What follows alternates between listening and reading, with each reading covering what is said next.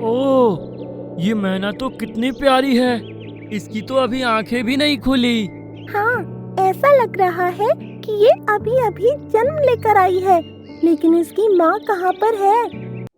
Pink forest जंगल में सर्दी की शुरुआत हुई थी। बदलते मौसम के साथ हल्का फुल्का स्नोफॉल शुरू हो गया था। शाम तक ये सभी बर्फ में मजे करते रहे और अपने अपने घरों को जाकर सो गए। लेकिन अगली सुबह जब टीनू चिड़िया सोकर उठी तो उसने कुछ अजीब देखा। अरे, मेरा पेड़ एक रात में इतना कमजोर कैसे हो गया? इसके पत्ते तो इस तरह झड़ रहे हैं जैसे कि पतझड़ लग गया हो। तभी सामने वाले पेड़ से सोनू कबूतर बोला, अरे बाप रे, मेरा ये पेड़ तो पूरी तरह खाली हो गया। मेरे घोंसले में भी बर्फ भर गई है।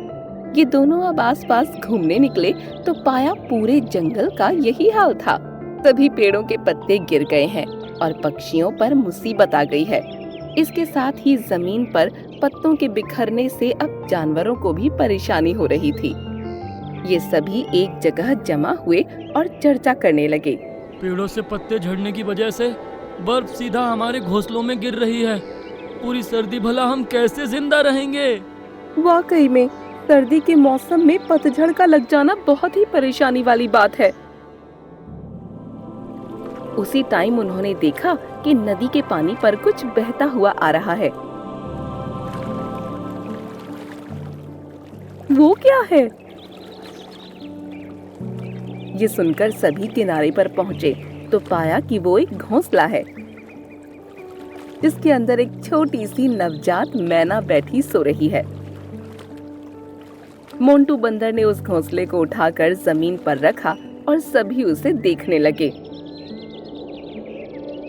ओह, ये मैना तो कितनी प्यारी है। इसकी तो अभी आंखें भी नहीं खुली। हाँ, ऐसा लग रहा है कि ये अभी अभी जन्म लेकर आई है, लेकिन इसकी माँ कहाँ पर है? इसकी चोंच तो सोने के जैसी चमक रही है। ऐसी चोंच मैंने पहले कभी किसी पंछी की नहीं देखी। इन सभी को उस बच्ची की चिंता होने लगी। सभी पक्षियों ने बर्फबारी से बचने के लिए अपने घोंसलों को गुफाओं के अंदर बना लिया था। इसलिए उसके घोंसले को भी उन्होंने लोमड़ी की गुफा के मुंह पर ही रख दिया। उसी गुफा के अंदर कबूतर और टीनू ने भी घोंसले बना लिए थे और उसकी देखभाल में लग गए थे। अगले दिन उसकी आंख खुली तो वो सबको टुकुर टुकुर देखने लगा। ओह, ये कितनी प्यारी है। इसका नाम हमें क्या रखना चाहिए? हाँ, हम ही इसका नाम रख देते हैं। चिंकी ठीक रहेगा, है ना? हाँ, चिंकी अच्छा नाम है। कुछ ही दिनों में चिंकी बोलना और उड़ना भी सीख गई। चिंकी, अगर हमारे जंगल के पेड़ ठीक होते तो हम तुमको नया घोंसला बनाकर देते। नहीं लोमड़ी मौसी, आप सब लोग मेरा इतना ख्याल रखते हैं, वही बहुत है। मुझे मेरी माँ की कमी भी महसूस नहीं होती। तभी चिंकी ने देखा कि कटफोड़वा एक पेड़ पर अपनी चोंच मार रहा था। अरे, यह आप क्या कर रहे हैं? ऐसा करने में बहुत मजा आता है चिंकी। चाहो तो तुम भी कर सकती हो। ये सुनकर चिंकी भी उस पेड़ पर गई और चोंच मारने लगी। उसके चोंच मारते ही वो और ज्यादा चमक उठी और वो पेड़ हरा भरा हो गया। अरे, ये कैसा चमत्कार है? ये देखकर सभी हैरान रह गए। तभी लोमड़ी ने कहा, लगता है चिंकी की चोंच जादुई है। ये आप क्या कह रहे हैं? मुझे कुछ समझ नहीं आ रहा। चिंकी, तुम्हारी चोंच में जादू है। इसके केवल स्पर्श से ही सूखे पेड़ कितनी जल्दी हरे भरे हो गए। मुझे बहुत खुशी है ये जानकर कि मैं आप लोगों के काम आ सकती हूँ। आप लोग देखना, मैं कुछ ही दिनों में इस पूरे जंगल को हरा भरा कर दूंगी। चिंकी पूरी मेहनत के साथ अपने काम में लग गई, लेकिन जंगल बहुत बड़ा था। वो धीरे धीरे सभी पेड़ों को अपनी चोंच से छूकर उनको ठीक करती जा रही थी। तकरीबन 14 दिनों के अंदर उसका पूरा जंगल अब पहले जैसा हरा भरा हो गया था। सभी पक्षियों ने अपने घोंसलों को फिर से पेड़ों पर रखवाया और अब सभी सुकून से रहने लगे। कुछ दिन बाद एक मैना जंगल में आई। तुम यहाँ हो? मैंने तुमको कहाँ कहाँ नहीं ढूंढा। अरे कौन हो तुम? मैं चिंकी की माँ हूँ, ग्रीनलैंड जंगल में रहती हूँ। इसके जन्म के बाद मैं तालाब पर पानी पीने गई थी। इतने में न जाने कौन इसे उठा ले गया। जब मैं वापस पहुंची तो मेरा घोंसला खाली था। मैना माँ की आंसू देखकर सभी का दिल पिघल गया। क्या मैं मेरे बच्चे को ले जा सकती हूँ?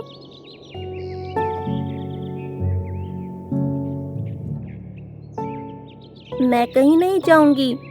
चिंकी बेटा, ये तुम्हारी माँ है, तुम फिक्र मत करो। हम में से कोई न कोई रोजाना तुमसे मिलने आया करेगा, लेकिन अपनी माँ को अब और अपने से जुदा मत रखो। ये सुनकर चिंकी चुप हो गई और सबसे विदा लेकर अपनी माँ के साथ वहाँ से निकल गई। सभी जानवर चिंकी के बारे में ही बातें कर रहे थे। तभी लोमड़ी ने ऊंची आवाज में कहा, हम लोगों से बहुत बड़ी गलती हो गई। क्या हुआ? कौन सी गलती? मैना ने कहा कि कोई चिंकी को घोंसले से उठाकर ले गया था, लेकिन चिंकी तो हमें घोंसले समेत मिली थी। फिर उसकी बात सच कैसे हो सकती है? ये सुनकर अब सभी जानवर परेशान हो उठे। आपस में मशवरा कर लोमड़ी, हिरन और मोंटू बंदर तीनों ग्रीनलैंड जंगल की तरफ निकल गए।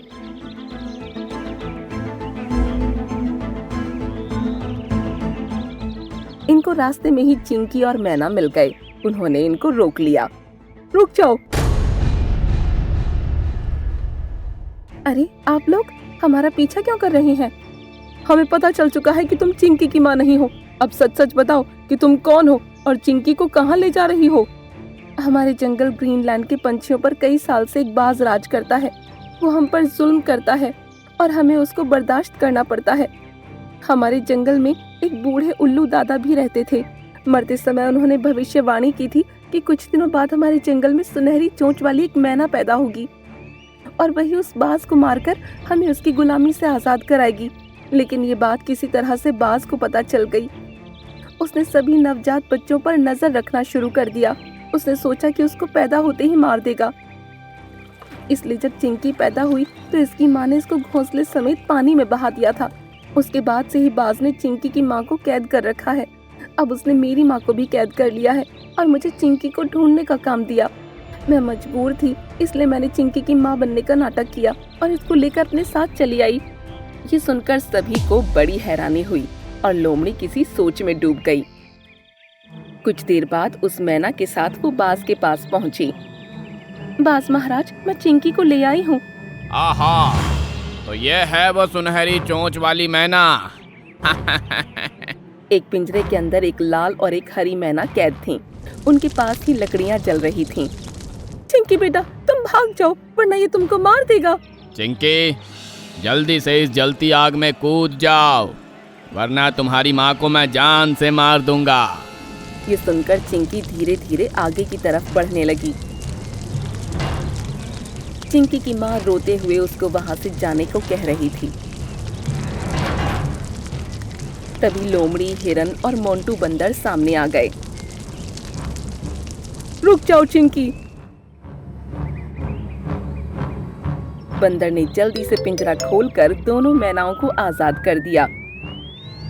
नहीं। चिंकी, अब डरो नहीं और जल्दी से इस बाज पर अपनी चोंच से हमला करो। दूर रहना मुझसे, दूर रहो।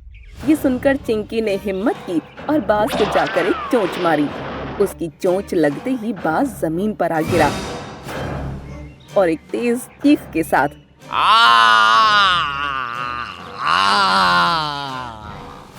उसने दम तोड़ दिया। चिंकी बेटा। चिंकी की माँ उससे लिपटकर खुशी के आंसू बहाने लगी। उसके बाद चिंकी की माँ और चिंकी सभी के साथ जंगल वापस आए और आराम से रहने लगे।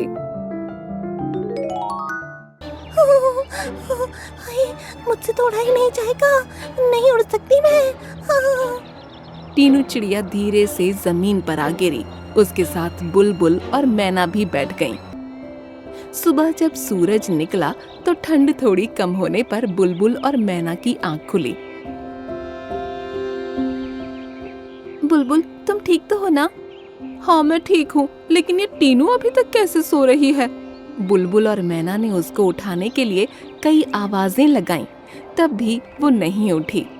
अरे, इसकी तो सांस भी नहीं चल रही है, शरीर ठंडा पड़ा है।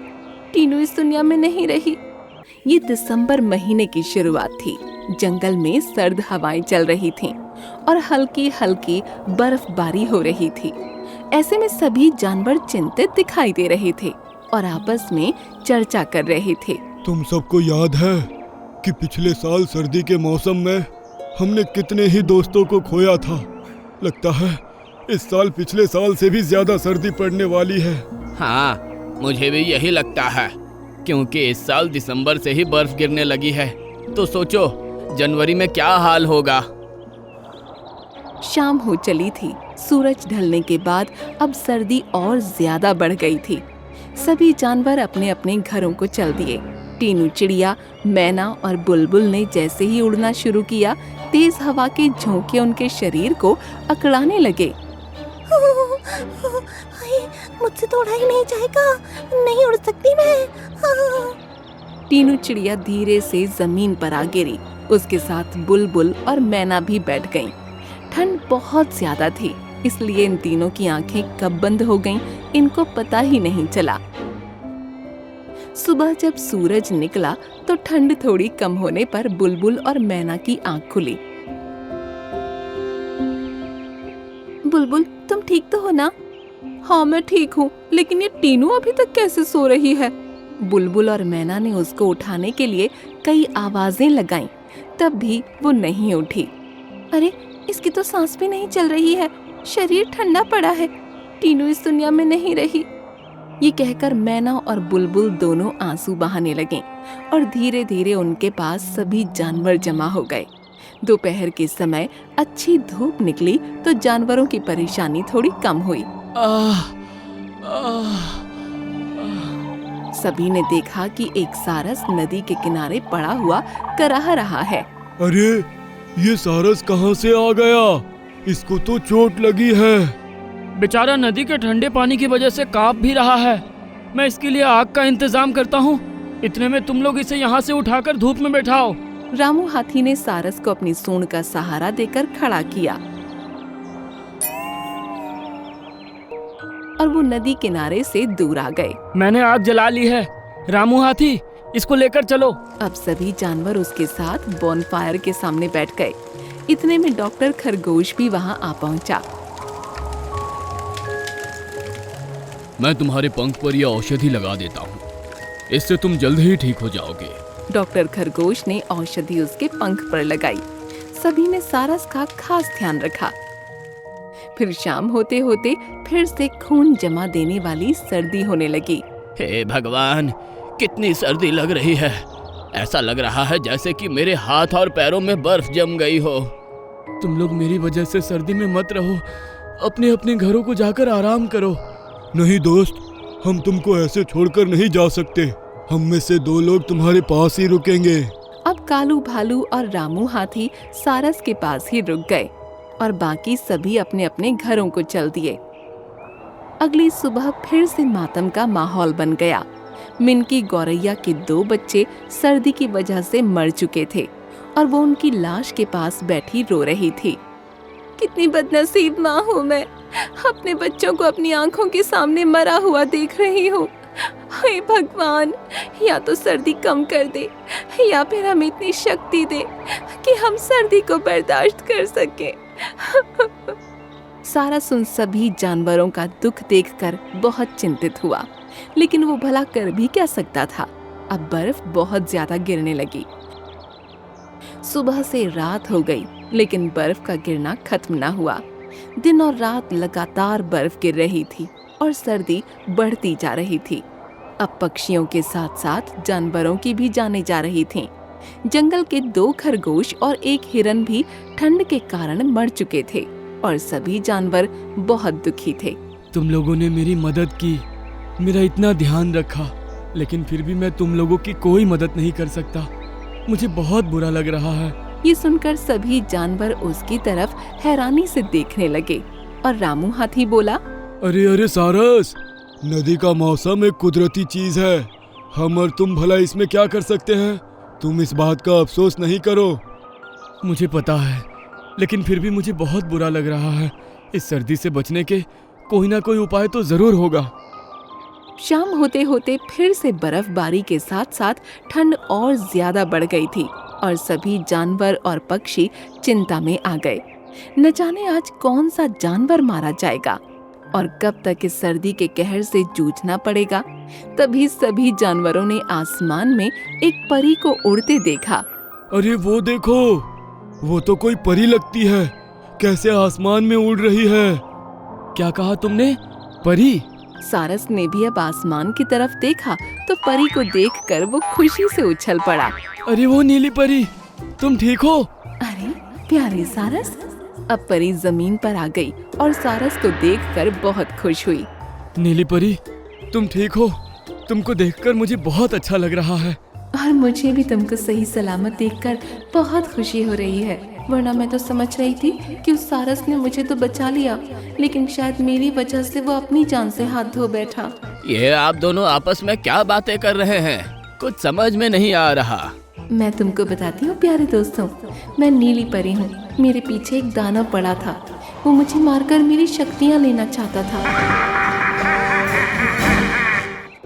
एक शाम जब वो दानव मुझे मारने की कोशिश कर रहा था, तब ये सारस वहाँ आया और इसने अपनी पैनी चोंच से उस पर हमला कर दिया।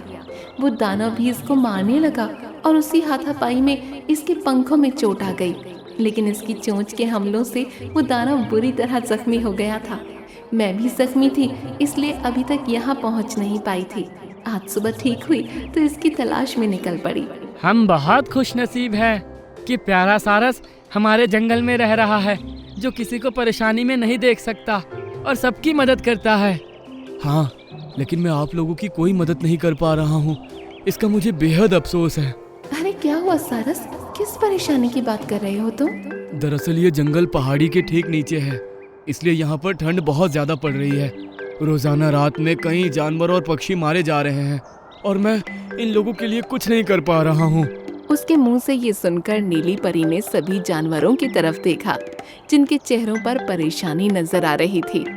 तुमने मेरी जान बचाई है प्यारे सारस, अब बारी तुम्हारी मदद की है, तो मैं कैसे पीछे हट सकती हूँ? ये कहकर नीली परी ने अपनी छड़ी घुमाई और जमीन से एक खंभा अपने आप निकलने लगा।